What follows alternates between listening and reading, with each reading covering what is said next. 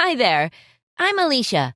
And one time, my BFF tried to stick me with a $1,000 restaurant bill that she racked up.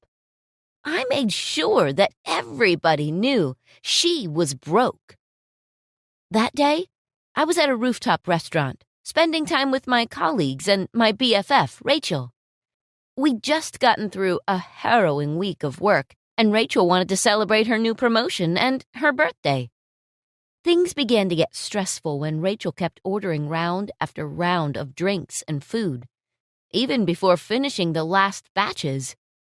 I was worried we were spending way too much, especially since we still had plans for the evening as well. And it wasn't like Rachel planned to pay for everything. Rach, are you sure we should order more? The table barely has any space left, and we still haven't finished the drinks. Oh, don't be such a worrywart, Alicia. You're such a buzzkill. Today's not the day to be cheap. It's my birthday, and I want to celebrate my promotion. I deserve to be spoiled today. Waiter! Waiter! Come over here. Rachel snapped her fingers impatiently. Geez, who do I have to marry to get some service around here?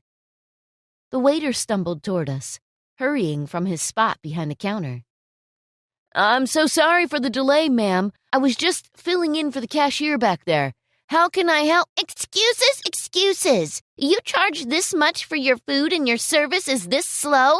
Ugh, whatever. Just get us your most expensive drinks and 2 more pizzas. Tell the chef he should send some free cake to the table. It's my birthday. Oh, wow. Happy birthday, miss. Go! I don't need you to greet me. I need you to get on my orders already. Maybe if you dawdled or chatted less, you'd be able to do your job quicker. Seriously. After another muttered apology, the waiter rushed to the kitchen to get Rachel's orders. You didn't have to be mean to the guy. Alicia, just shut up. If you're going to spoil my day, just shut your mouth. The girls laughed. They always loved seeing Rachel snap at me, and I don't even understand why she does that. When it's just the two of us, Rachel's her normal self. The Rachel I knew was my friend I'd had since we were kids. She was quiet, and she never hurt anyone. But as soon as our work friends were around, she'd act all different. It was like she was trying to show off. I went to the restroom, and when I was headed back to our table, I bumped into Jonathan, our waiter. I'm really sorry about how my friends are treating you, especially Rachel. She's not usually like that.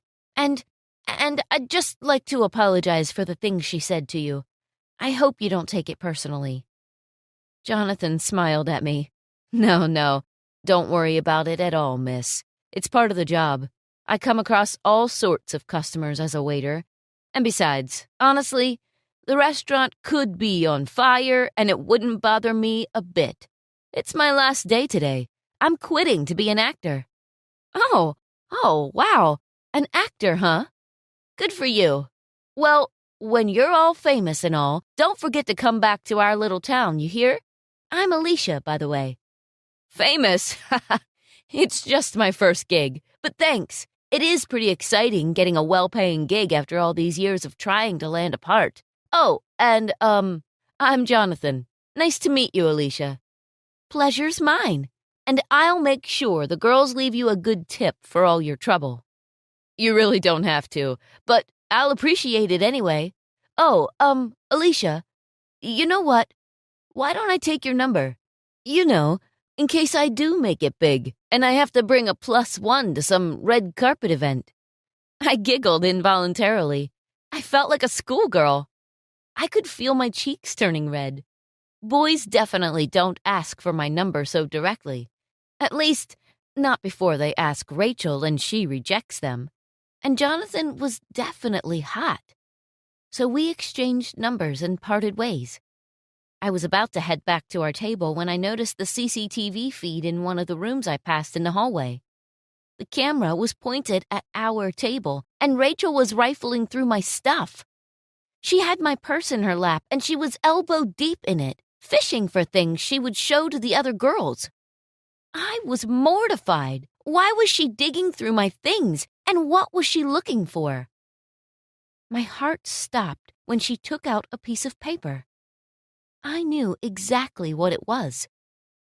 Rachel's face changed when she read what was on the paper. She immediately passed it along to the other girls, and they all laughed. As Jonathan poured their drinks and brought more food to the table, he heard them laughing about that piece of paper. Oh, wow! She works so much, all day, every day. I heard she even put in a request to get extra work on weekends. But still, wow! I've never had a bank balance this low. Where's she spending all that money? Maybe she, has a secret family or something. Or maybe she's getting some work done. You know, she's not as pretty as you, Rach. So I bet she's insecure and has been secretly getting surgery. Ha ha ha. Well, it hasn't worked, has it? That's so sad, isn't it? I thought she'd have a fortune by now. Turns out she can barely afford rent. Rachel snatched the ATM receipt back from the other girls. She quickly put it back in my purse and placed it where I left it. Wait, that's probably why she kept talking about how much I've been ordering. She's so poor. She's probably worried if we all went Dutch, she wouldn't have enough money. I have a fantastic idea. Let's all pretend we didn't bring our wallets and make Alicia pay for all of it.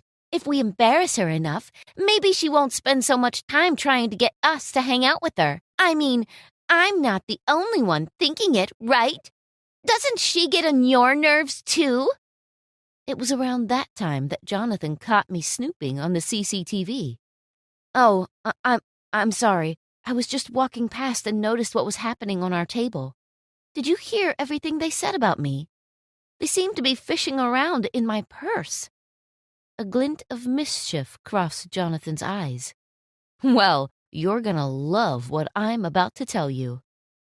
Jonathan told me everything he'd overheard, including Rachel's plans to expose the low balance on my bank account, and how they plan on getting me to pay for the bill. Given that it was Jonathan's last day at work, he told me he was more than willing to help me get back on Rachel. I considered her my best friend, and I didn't understand why she'd do something like this.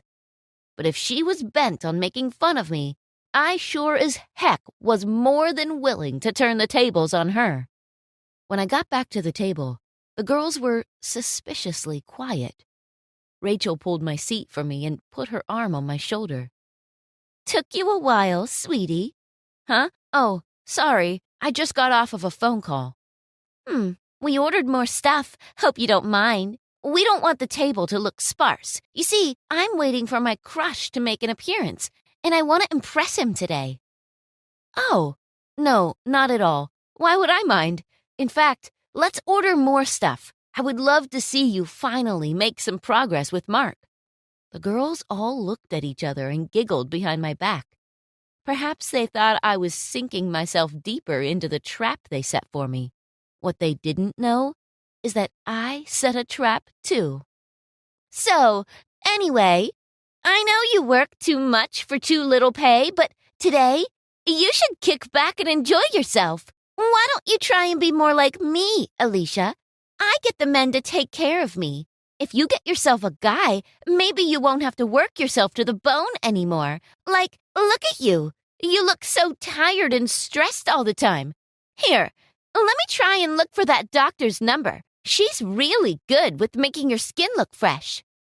Jonathan returned with a tray of our new order. With the smallest of winks, he signaled to me that our plan was on. Jonathan tripped on the table's leg and doused Rachel with 7 glasses of virgin Long Island iced tea, and on top of it all, slices of pizza, fresh out of the oven and still steaming, crowned her head. I could hardly stop myself from laughing as I watched the slices slowly make their way down her hair, the cheese sticking and stretching all over her locks as they slid down. Oh, my God! What have you done, you stupid minimum wage, low IQ scum? You've ruined my dress and my hair! You are so fired. I promise you are so Rachel stomped all the way to the restroom, and 3 of the girls hurried after her, concerned for their friend's state. Rachel's purse got knocked off of her through the ordeal, and I helped Jonathan clean up the mess. This was, of course, all part of the plan. As I bent down to pick up Rachel's purse, I covertly handed Jonathan her cards, after which he hurried off. Just in time for Rachel's return, her crush, Mark, arrived with a couple of friends. The table was still a mess, but Jonathan swooped in for phase 2 of our plan. He announced something very loud and very clear so that everyone at the restaurant could hear it. "Miss Rachel, we tried all your credit cards, but unfortunately they were all declined. The error says insufficient funds." "What? Who? How do you even have my cards?" "The reservation has your name, ma'am, so I assume you're paying for the bill." But how? Give me my cards back. How dare you say they have insufficient funds? Try it again." With a flourish, Jonathan produces a card machine and swipes every single card again. He makes a show of showing everyone the error message. I could see bullets of sweat running down Rachel's forehead. "I guess you'll be washing dishes tonight, Miss Rachel." I took the card machine from Jonathan's hand. "That's not necessary." I swiped my card and paid for everything, without even batting an eye. The girls all audibly gasped when the payment went through. "See, girls, that ATM receipt you were all gawking at was from 5 years ago.